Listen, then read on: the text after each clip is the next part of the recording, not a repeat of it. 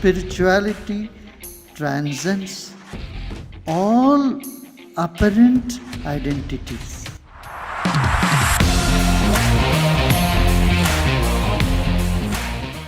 I want to say I have seen some amazing things today at your ashram.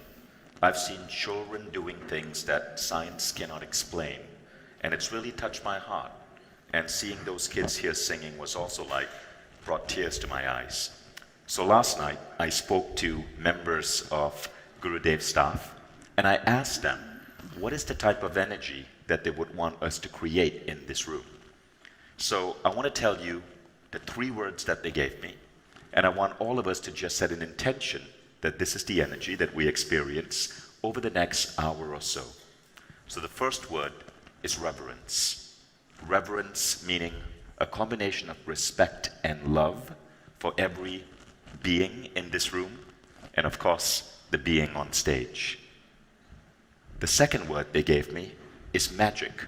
They said, do not discuss things that we have already been discussing in the conference. Make it unusual.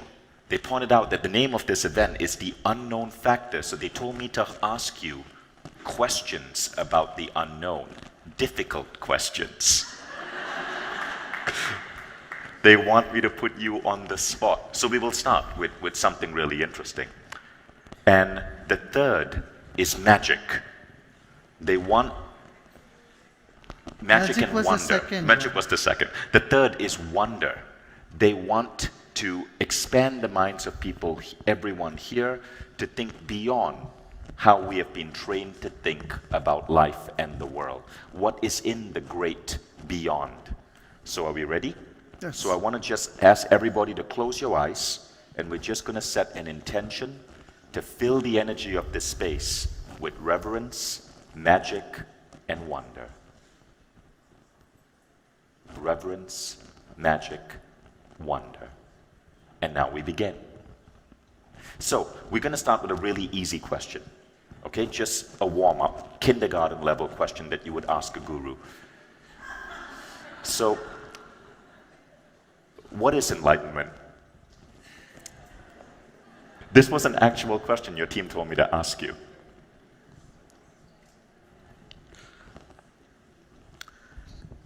When a blind person asks what is light, or a deaf person asks what is sound, how can you describe that?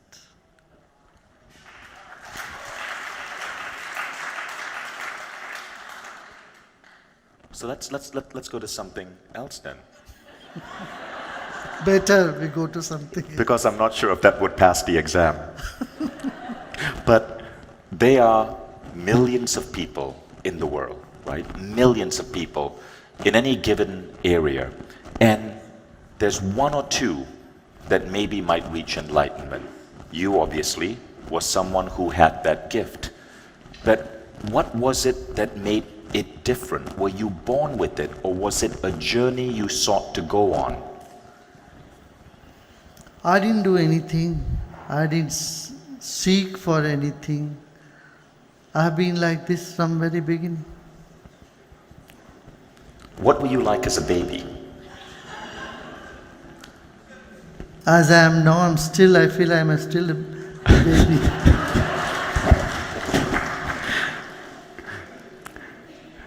So, as someone, were you going to say See, something? the nature of mind. Just observe the nature of mind. If you are given 10 compliments and 1 insult, what does it hang on to? More often on the negative side than the positive. But as a child, what were you doing? How was your state of mind? You lived in the present moment. You were crying for something, the tears were still on your cheek, and you started smiling. As an adult, when you cry, for you to smile back again, it takes some time. But not for a child, because the mind is in the present moment. Number 1. Second, there is depth which is unfathomable. Because our consciousness is so vast and so deep, and it is the home of all knowledge. And it is compassion. You are a bubbling fountain of compassion. You are a source of love. And when we forget this, that's when we think we are not enlightened. Enlightenment is something that is in your true nature, but it is just being overshadowed or veiled by small things, veiled by desires and obsessions and likes and dislikes. If you can open that curtain and look from it or beyond it, then you see, there's one universal force or energy. That's what you are. And you're suggesting that that universal force of energy is ultimately love. It is love. Not ultimately. In the very beginning, it is love. How can we practice more love? How can we feel that energy within us more towards other people and to ourselves? Now, tell me, why do you have to feel it? Because it feels good. Why should you feel good all the time? That's a good question. Yeah. Our thing is we are obsessed with all the time being happy. I want all this to be successful. I want to achieve. So what? Just wake up and see, you will drop all these hooks that you are hanging on to, and suddenly you find yourself so free. So when I was talking to a young man here who is 35 years old, and at the age of 25, he moved here to the ashram. And I said, what made you do that? What made you move here and spend a decade here? What was it about Sri Sri that inspired you to do so? He said when he observed you, no matter who you were talking to, even if it was a 30-second interaction, you would display this sense of love and compassion. How can all of us remember to do that? This is something that you cannot force on yourself, number one. No emotion, no feelings can be created or forced upon. If you do it, it will be artificial. What you need is to work on yourself. Clarity in mind, purity in heart. How would that come? When you have very little needs, you have clarity. Your list of needs, if it grows on and on and on, you will be less and less loving and less compassionate. But you need very little or you don't need anything for yourself, then you will see your compassion, your love, your feelings are positive, and they're already there. You don't need to do something. See, when a lit candle doesn't need to do something to push its light all the way throughout. The fact that it is lit is good enough. The rays are anyway going out. So that opens up a very interesting idea. One of the topics of this conference is dispassion, the ability to let go. And if you look at what is common in American spiritual growth literature right now, there's this idea of surrender, not striving to goals, but surrendering into the unknown. Could you talk about this act of surrendering? Every day or every night when you hit the pillow in the night, what do? You simply let go. Let the sleep take over. You breathe in. How long can you hold that? Sometimes you have to let go. So, while passion is like breathing in, dispassion is like breathing out. We have to let go. Unless you have dispassion, passion will turn into depression. And today, if something is happening in the world as depression or aggression, see, our society is clogged with two major issues today. On one hand, there is aggression. People are very aggressive. You see around the world there are demonstration and mindless violence. On the other side, depression. 40% of the population in Europe are depressed. In this country, 40% of students in Mumbai are depressed. So the depression is a result of not having or not knowing how to let go. See, dispassion may appear to be a very big, quote unquote, big word and very philosophical thing. Oh, well, I had to be dispassionate. Means maybe I had to put on a lot of ashes and go to Himalayas. Where Rudraksha, no. It's an inherent quality in human life to let go. You have heard something, you have seen something, if you don't let go of it, you know what that state is called? Trauma. Traumas are those experiences that your mind catches on and is unable to let go. So in some sense, we're all traumatized.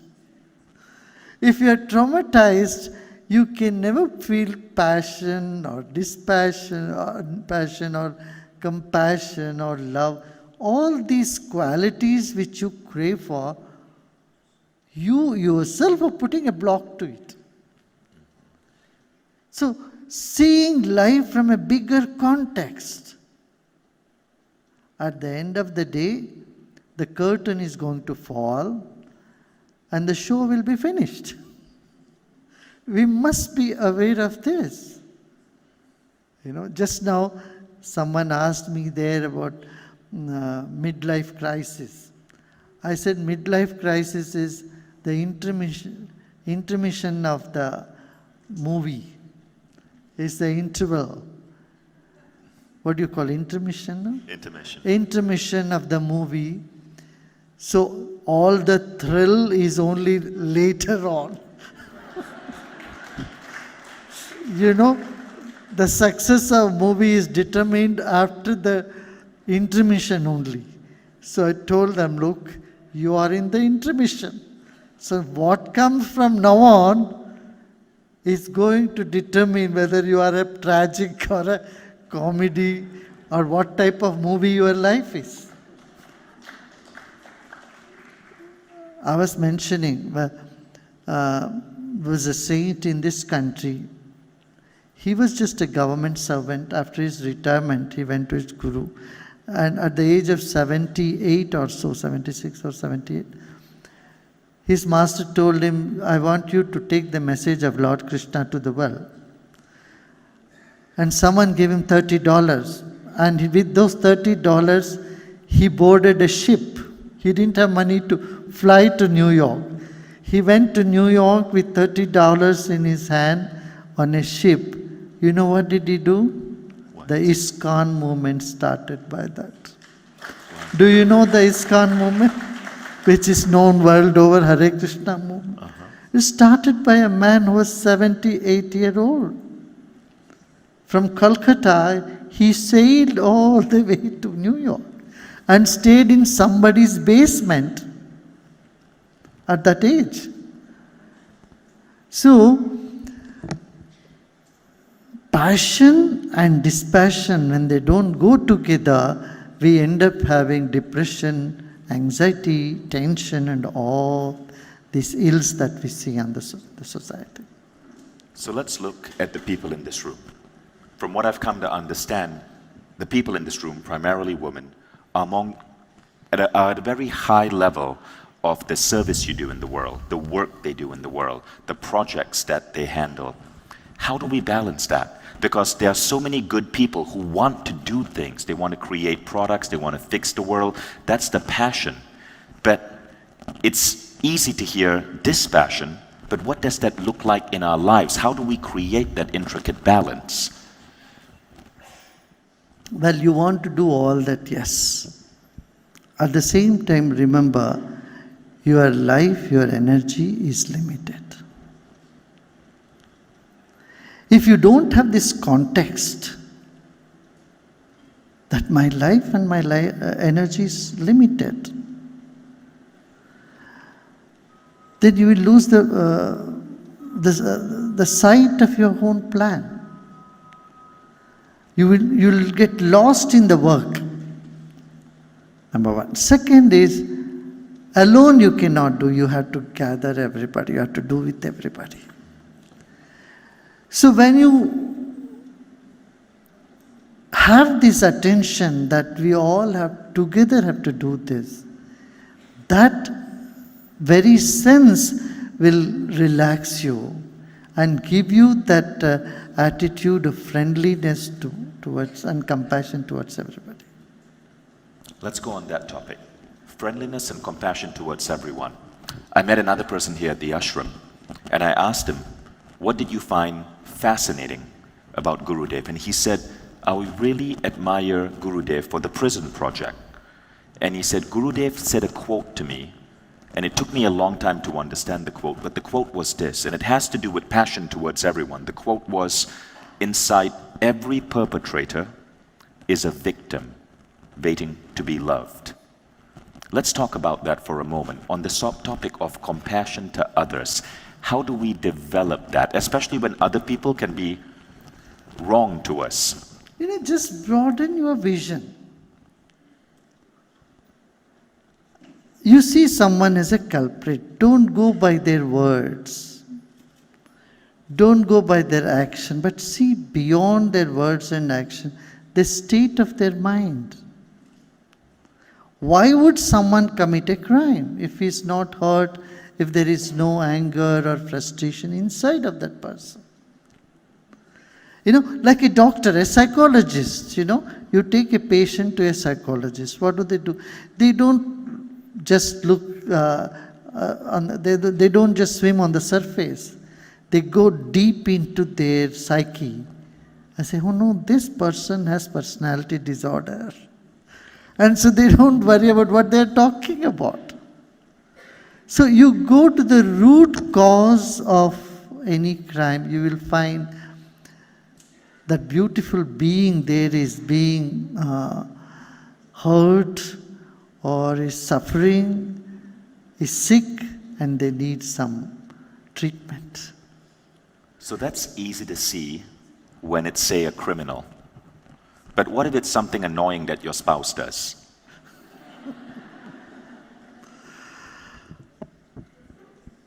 Well, I have no experience on that. I cannot comment. That was a trick question, Gurudev.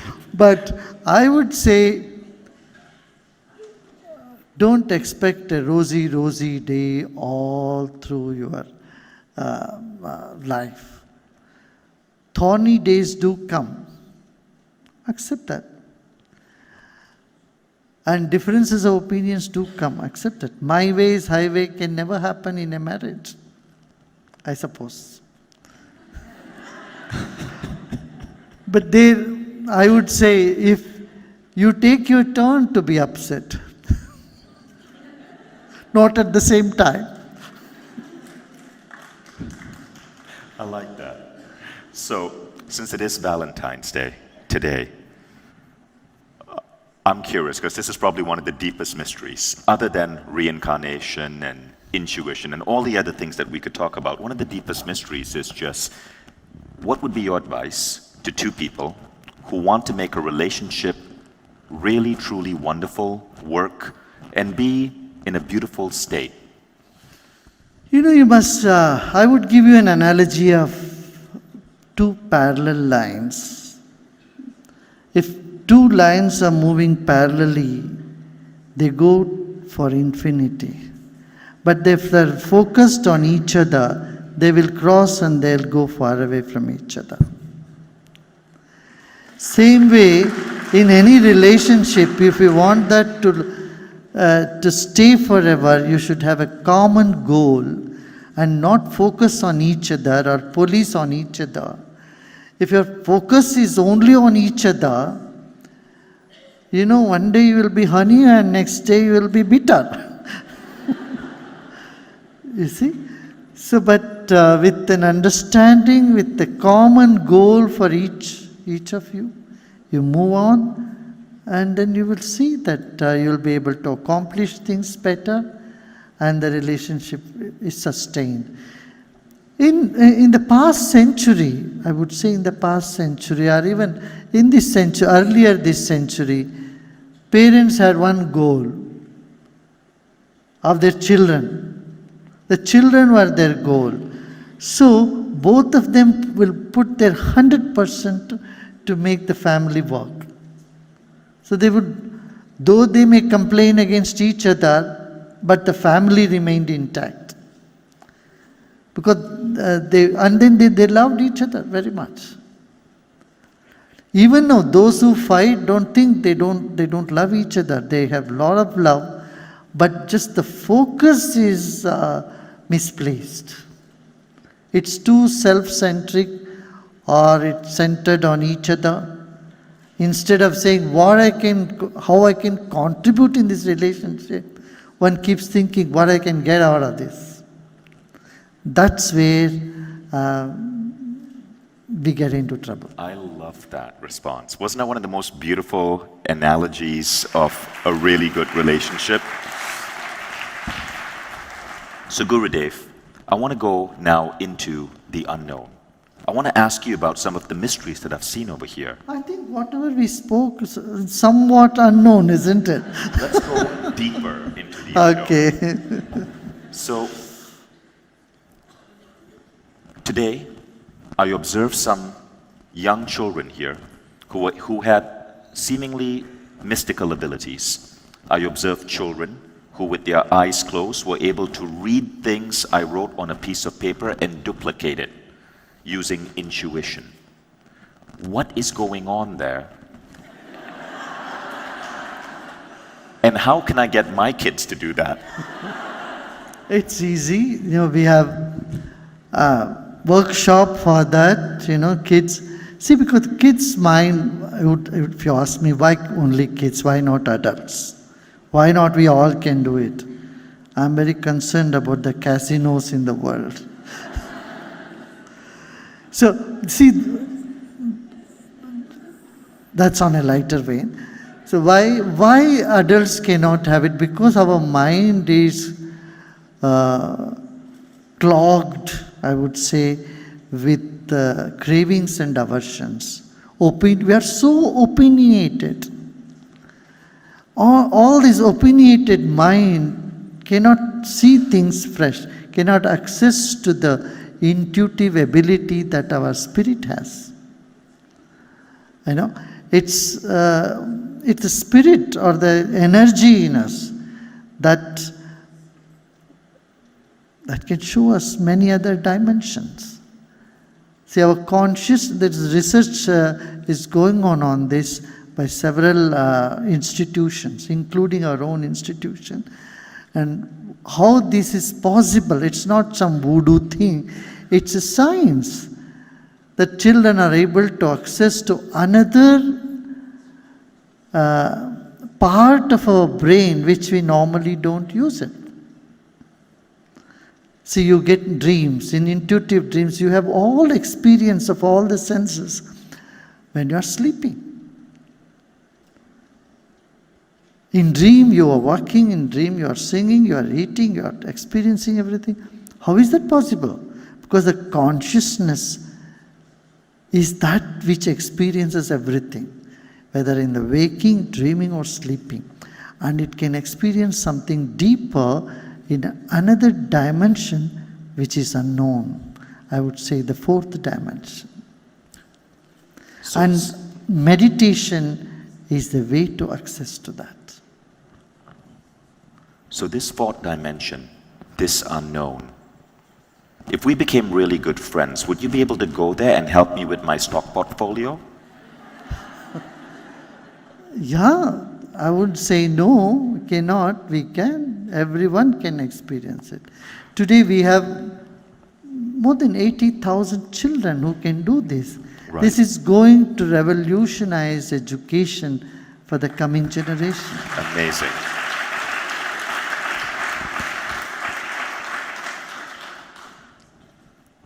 In addition to what I observed today, children being able to tap into intuition, and this has been a field that has fascinated me for a long time. For 5 years, I was a meditation teacher, teaching intuition meditation around the world.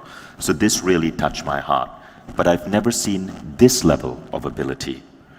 But I also observed today, I witnessed a girl able to move objects with her mind. Let's talk about that. I'm curious to know how you are, what is happening in that ability. You know, in the beginning you said we had to wonder, right? Wondering is only wondering. Wonder cannot turn into questions.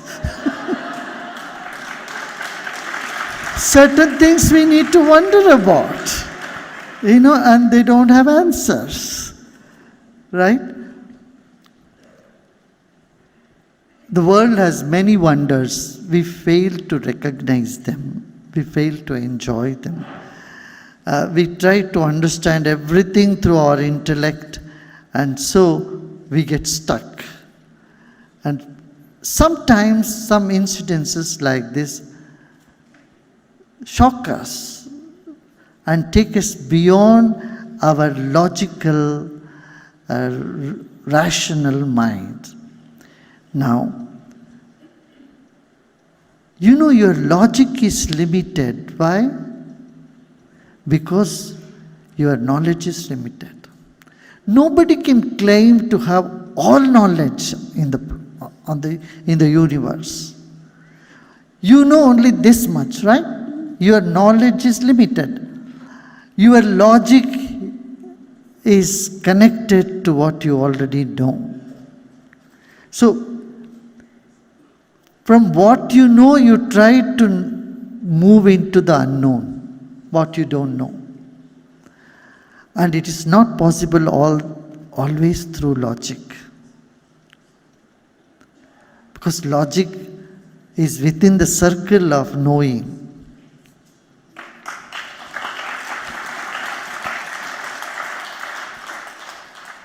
That's beautifully said. Now I want to ask a question, because this genuinely puzzles me. Because I come from American spirituality. That's where I spent a good deal of my life. And when you think of American spirituality, you think about books like The Secret, movies like The Secret, the idea that your thoughts create your reality. Now, let's say that's true. Your thoughts create your reality. I've never seen it as demonstrated as I saw today with a little girl moving objects on a table. But you also spoke about surrender. What is the balance there? How much should we be focused on the goal or the outcome that we want? How much should we be surrendering? How do we unify the two? Now, let me make one correction here. There is nothing called American spirituality, European spirituality, Indian spirituality.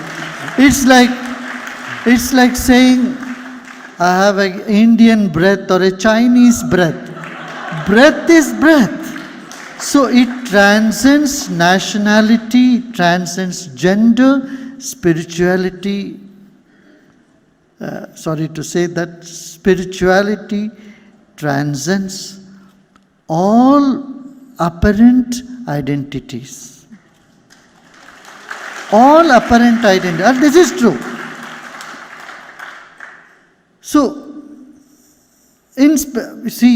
40 years back, spirituality was a taboo. Meditation was a taboo. Nobody in the mainstream would meditate. If you are meditating, you think you're somewhere, out there. You are considered not normal if you think you are doing yoga or meditation. I'm talking about 40 years back when I was traveling in different parts of the world. Vegetarianism was mocked at. If you say, I am only vegetarian, people would look up and down. Something wrong with you. How are you sustaining yourself? So when I would walk like this in the snow in Alps in Switzerland or in Norway, people would wonder whether this is an alien or is a human being.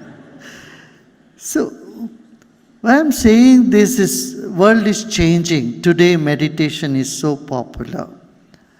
2 billion people around the globe are practicing yoga. 2 billion. And it's become even a fashion to meditate and to practice yoga. This was not the case 40 years back. So our paradigms are changing, our parameters are changing, our understanding of the world, understanding of ourselves is changing. So in this scenario, you will see the coming generation would take to meditation, spirituality like fish to water. And this is, well, from meditation, another term came out, mindfulness.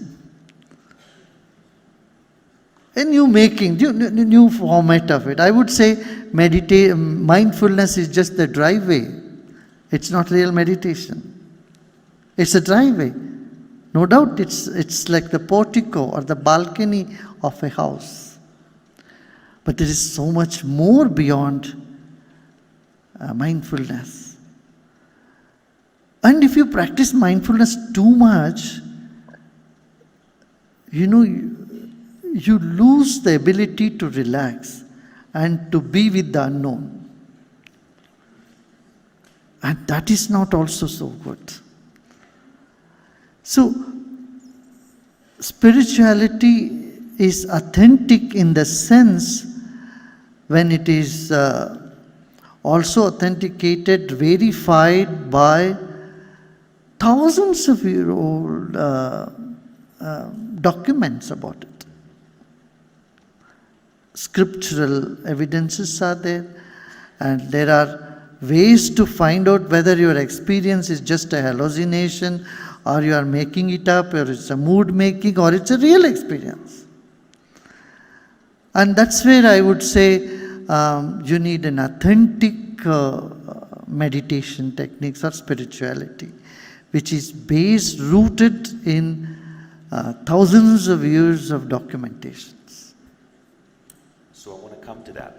I want to understand how you define meditation, because what you just said, mindfulness simply being the balcony of a house, is very intriguing. It's controversial because in some places mindfulness is it. That's what the scientists are talking about. That's what the doctors are talking about. We'll come back to that, but I don't want to let you off the hook yet. I still want to understand this concept of your thoughts focused on what you want versus surrender. Yeah, I'll come to that. Yes, surrender. Now, this word surrender has been used and misused too many times. So I don't like to use that word actually, because it gives a wrong connotation. Why do you have to surrender anything? Who is surrendering?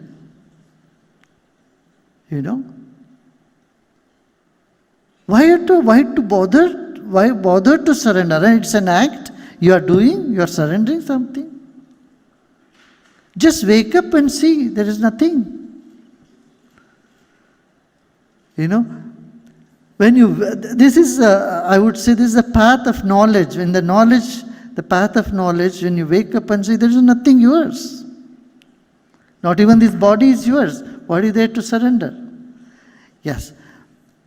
For those who are not so sharp in their intellect or not in the path of knowledge, who are simple emotional people and they're buried with their own emotions, negativity, for them it is said, okay, what are you feeling? Anxiety? You surrender it. You are feeling anger? Surrender it.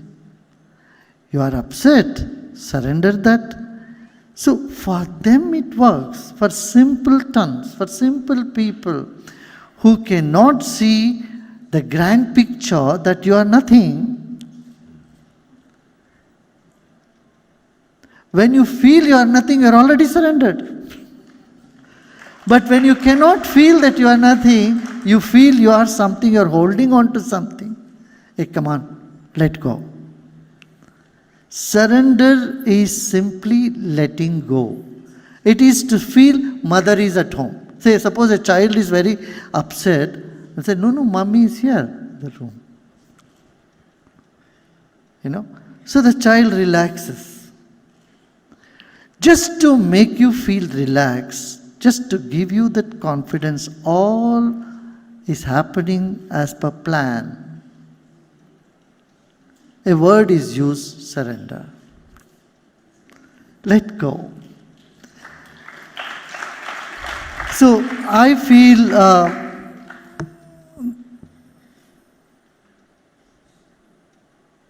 you can simply say, nobody will ask you to surrender any of the positive qualities you have. Will anyone say, surrender your compassion, surrender your love, surrender your generosity? No. What they will ask you to surrender? What is asked of you to be surrendering it?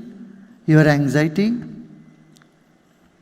your tension, only that negative things which you cannot manage by yourself, and it's an illusion in your mind and you are carrying it and being burdened and feeling sad and morose about it. Then the master said, hey, let go of it, surrender it. And if you cannot let go of negative things, then it's a problem. Either through knowledge you know there is nothing negative, nothing positive. Then nothing bothers you. Or through emotion, through devotion, you say, there is someone to take care of me, I'm going to let go of this, my weaknesses. You said it. There's someone to take care of me, I'm going to let go of this. That was an important insight.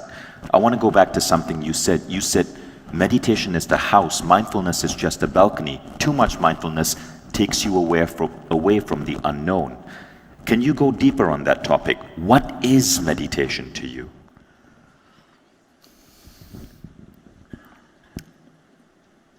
Meditation is that experience where I can say, what are the conditions for meditation? There are three important conditions if you want to meditate. There are golden principles. The first one is, for next 10 minutes, I want nothing. I'm not expecting you to say, I want nothing in my life. Okay, you want many things? Keep it aside. For next 10 minutes, I want nothing. Not even a glass of water, I am okay. So 10 minutes, I want nothing. And then next 10 minutes, can you just be doing nothing? If you say yes. Yeah, I'm not going to be mindful if the mind drifts somewhere. Let it drift. I want nothing, I do nothing. And the third one is, I am nothing. You have to let go of all the labels you put on yourself, including, I am a teacher, I am a guru, or I am an industrialist, I am man, I am woman, I am this, I am scholar. All these labels that you put on yourself, you have to let go and say, I am nothing. I want nothing, I do nothing, I am nothing. These three basic principles let your mind free from the outer stimuli which it has been engaging day in and out, to dive into its own source, its own the mind goes to its source. Then it becomes no mind. And you feel, I'm not supposed to say what you feel. Whatever you feel, it's okay. I love that. I am nothing. I want nothing. I do nothing.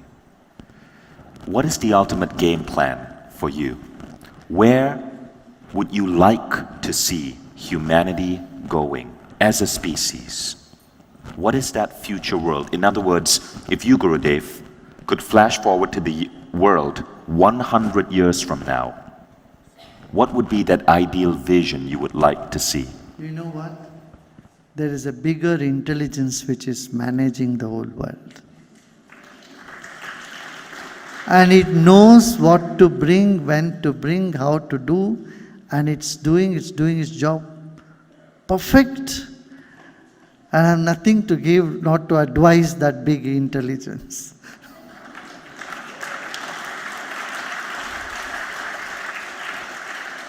You know, often we keep, either you say big intelligence or God, we want to advise God. We give ideas and advice as though we know better than God. But while you say that, you also are a big activist. You brought peace to Colombia after 50 years. You spoke up when Australia was culling. No, you are talking about 100 years from now. Yeah. If you ask me, do I have a role to play now, here, and do everyone has a role to play in the world, or just say, oh, inshallah, God is taking care of everything, I would say, yeah, we have a role to play. And the same intelligence is telling us to do things when we had to do, we should continue to do. We have to listen to our own inner voice. God is not sitting or hanging in the clouds or beyond the clouds somewhere there. NASA has gone beyond the clouds, they couldn't find there. God is inside of us or everywhere where He is not. That intelligence, we are floating in an ocean of intelligence. The moment we become quiet, then we have more access to this intelligence. Not just intelligence, at that time we also become spontaneous. See, when the values are imbibed in you, you don't think in your mind, oh, one lady has fallen, I have to go and lift her up. You're walking in the street, if a lady falls down, an elderly lady, you simply jump to help them to come up. Because these are all ingrained in you. The goodness is ingrained in you. You don't have to cultivate it. All that you need to do is get rid of negativity. And the negativity is because of lack of energy. See, the Monday morning you are very fresh. The way you react is much different than how you react on the Friday morning. Because by Friday you are so worn out. So when we are stressed, when we are tensed, even wanting to be mindful, it can throw us off the balance. It can make us or give us an illusion we are disconnected from the ocean of intelligence and energy. Actually, we can never be disconnected. You can never be disconnected from the infinity, from the unknown. But it gives you an illusion you are separate. You are disconnected. And that's where letting go will help. Thank you. And on that beautiful closing words, we want to open up questions to the audience. Do we have mic runners ready? So I'm going to let the people with the mic choose. And if you have a question, raise your hand. Dear Gurudev, could you talk about artificial intelligence? Pardon? Artificial intelligence. Artificial intelligence. Artificial intelligence. It's a phenomenon. This shows that intelligence is not only in human beings in the brain, it is in the space. And from space you are downloading it. Intelligence is in every particle of this creation. There is intelligence, that's how the flowers are the way they are. A seed grows because of intelligence. Animals build their nests birds build their nests because of intelligence. We don't call this artificial intelligence, we call this natural intelligence. But when you do it through a computer, you call it artificial, but that is also, again, it's a mathematics. You have programmed it and it is working. It's just because there are several movies now with the idea that you can substitute humans with robots and make them feel, which is impossible if we are love and God and they are machines. Thank you, but I just want to keep it to one question per person, so as many people as possible get a chance to ask. Dear Gurudev, you mentioned that we should look past people who have hazardous emotional states and try to see that if they're acting in a wrong way or if they're in a bad mental state, that it's just their current emotional state. Would you like to come to the front so we can see you? Can you repeat the question? Yes, I was just mentioning that you had mentioned that we should look past people who are in a troubled emotional state and try to understand that they're in their current mental state is fragile. But what if those people refuse to take help or even refuse to see that they are in that state? Isn't it so easy to just see them as criminals or other bad things? If you are a mother, you would understand this, or you may not have even asked this question, because you know your child sometimes refuses to take medicine. But you somehow force it on the child, or cajole the kid, do something, show the kid something, this and that, and then slowly give the medication. You have all the skills to do. Same way, you should, when people are not normal or they're behaving like this, you should know you are much bigger than them. You should treat them like kids, like ignorant. I would say them three ways. People are either ignorant or they are sick. I think the two is enough. Or they're immature. They don't have intellectual ability to rise up. So in all these three conditions, if you are disturbed by that, it's not going to help in any way, neither you or them.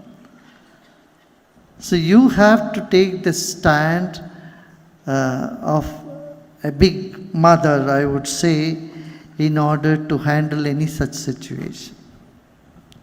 Thank you. Let's have another question. Yes, thank you. My name is Rosalia Arteaga and I came from Ecuador, Latin America. I am former president of my country. I worked all my life in education. I know for sure that you are working on education too, but I am curious about what do you think is the most important role of education in this globalized world? Education, which is, see, today with the technology, information is spreading very fast. So education is not just stuffing information into the child. It is developing their personality. It is developing their ability to take criticism, to be able to give honest feedbacks and criticism, their self-confidence, and the ability to connect with people from all over the world. It's easy to connect to few people of their own generation, that everybody does. But there are some kids who can connect to people of any generation, of any nationality, any religion, seeing beyond prejudice.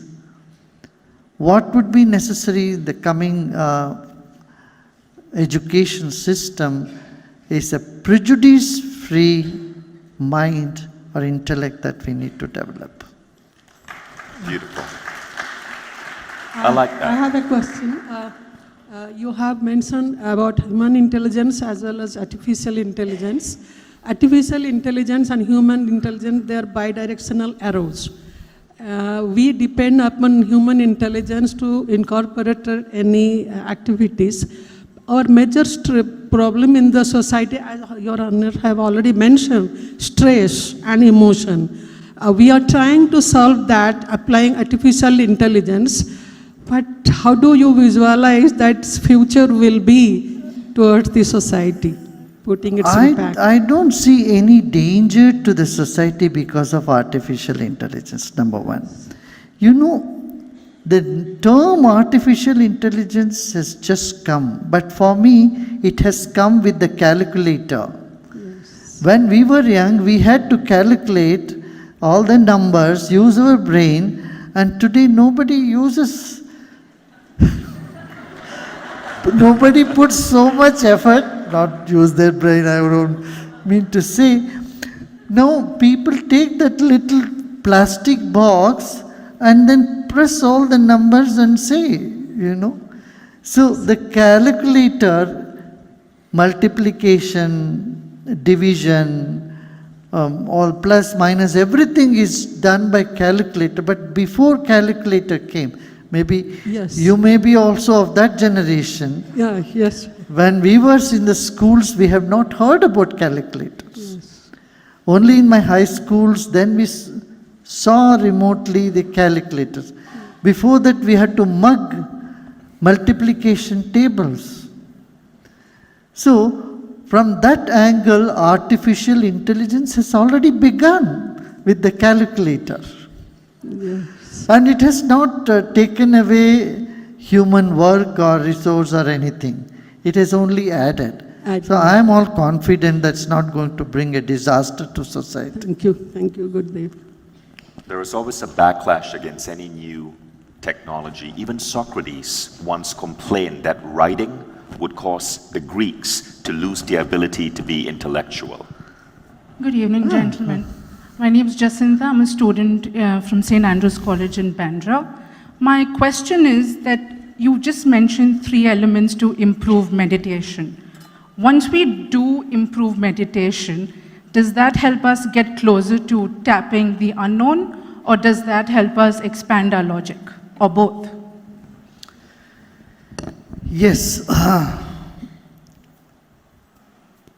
Vishen, happy Valentine's Day. I dressed up for you.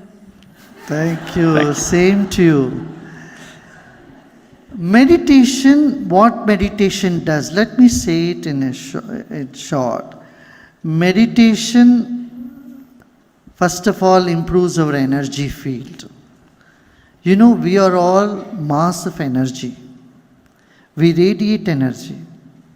We radiate positive energy, we radiate negative energy. When we feel negative, that's what goes out of it. Meditation harnesses our energy level, number one. Second is it makes our mind very sharp, intellect very sharp, mind very clear, our emotions soft and strong. Either our emotions are very strong or they are very delicate. But meditation brings that balance between sensitivity and sensibility. And then it improves your intuitive ability and it opens the door for unknown, that your intelligence or intuitive ability is way beyond your expectation. Thank you. That does answer my question. Thank you. And the 3 steps again were, I think nothing, I do nothing, I am nothing. Correct. I want to get that on a t-shirt. Could I sell that? Could I get the trademark? I'm kidding. But that's beautifully said. I really love that explanation. It's one of the most elegant explanations I've heard for meditation. Next question. Yeah, Jai Gurudev. First of all, thanks for the opportunity. It's a wonderful first time that I'm attending. It's a wonderful experience. The question I have is, one, my background is I work in the corporate life, so very hectic as I feel. It may not be for everybody. In the path of spirituality, how much importance the rituals of puja, lighting a lamp in the morning and the evening, have as compared to doing yoga and meditation? So if I'm struggling with 1.5 hours of time in the morning, and I want to grow spirituality. What should take precedence? Lighting the lamp in front of the God, decorating my God, and then sitting into meditation, or it's yoga and meditation. So first let's just define puja for the non-Hindi speakers here. Yeah, so in Indian rituals, daily we have this ritual or the activity of lighting lamp in front of the statue you follow, or the god you follow. So it's a practice, Yeah, a it's- prayer. yeah. Some rituals, yeah. Some I get rituals. it too, yeah. You know, the word puja comes from that which is born of fullness. So when you feel so grateful for the nature, what it has given to you, you simply remember that. So puja is a small ceremony in which you thank God for giving you fruits, flowers, and rice, and light, and fragrance. All that five senses enjoy or rejoices in this material world. You know, you see flowers and you smell them, and so you use all these nice things, and then finally you take a piece of camphor or a light and go round the deity saying, let the light of my life always circle around you, not go away from you. So with this intention, they do a little ceremony. And there are ancient ceremony on puja for many things. We use havan, fire sacrifice ceremony with 108 different herbs and all this. I would suggest you few minutes of asana, 10 minutes of asana, 5-7 minutes of pranayama. Meditation is most important. Meditation is supreme. A little bit of ritual is to create a nice environment. You know, you light a lamp at home. It's like, in the West also, at Christmas, you decorate your Christmas tree. You bring a Christmas tree and you decorate that. If it's Easter, you do something. A little ceremony that doesn't mean much to you. I mean, it's not going to bring you the grace of God or elevate you to a higher level. But that little ceremony creates a celebrative atmosphere. It creates a positive atmosphere. In this sense, I would say you can have little bit of ritual is always good, not too much ritual. A little bit ritual every day can create that positive energy. And meditation is the real thing, essence of all the rituals. Rituals are preparation to go deep in meditation. And now, on that note, we're going to take one final question. And then, Gurudev, I'd like to ask if you would lead us in a meditation. Would you guys like to experience that? Okay, so our last question. जय गुरुदेव गुरुदेव मैं doctor Ritu Dehradun से आपकी blessing से मेरे बेटे का selection हो गया है मेडिकल में ही इज़ डूइंग MBBS लेकिन गुरुदेव हमारे और आज के समय में जो बच्चों में हैबिट्स चेंज हो रही हैं उनको हम देख के अपने आप को कंट्रोल नहीं कर पाते हैं उसको एंगर को कैसे हैंडल करें बच्चों को कैसे स्पिरिचुअलिटी के पाथवे पे मोटिवेट करें He did advance also, but not doing meditation daily. ये जो प्रश्न का उत्तर मैं नहीं दूंगा, ये प्रश्न आपके साथ रहने दूंगा. क्यों? इसी प्रश्न के वजह से आपको कई विचारें आ सकती हैं और उन सबको लागू करके देखो. बच्चों को कैसे लेके आना एक लाइन पे, वो जो है उसके लिए एक आइडिया से नहीं चल सकता है. मल्टीपल आइडियाज हमें लगानी पड़े. सो वो आप प्रयत्न करिए. एक माँ का दिल तो धड़कता है जब बच्चे गलत रास्ते पे जाते हैं, ये स्वाभाविक है, होना भी चाहिए. आपको एक बच्चे का फिक्र है, मुझे पूरे देश के सब बच्चों का फिक्र है. इसीलिए सब करते रहते. I will say that in English also a little bit. She said she's bothered about how her children are going into bad habits, and I said mothers will have to have this botheration. But you know, you have to, I said that you be bothered about all the kids, not just your own child. I am bothered about all the children in this planet who are going into wrong ways.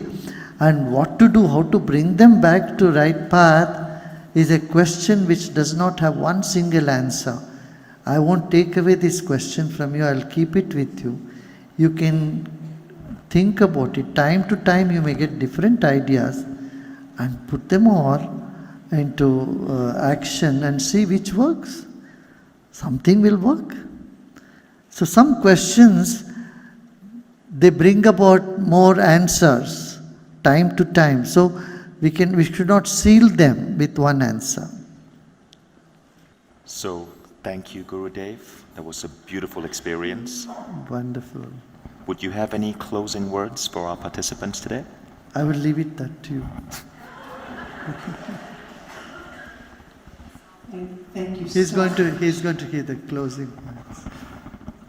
I want you to simply make a note of what you learned today. For everyone, there may have been a different word of wisdom that may have touched you in a different way. And perhaps when you go out and you have your dinner, and thank you for being patient, I know we were slightly behind schedule, you might take the opportunity to converse with another person over here and share your point of wisdom with their point of wisdom so that you guys can help each other better reflect on and digest some of the wise words that Gurudev shared. And thank you so much. I have so much to think about on the flight back home tonight. And it was wonderful having you guide us on a meditation. Please, big round of applause for Gurudev. I will.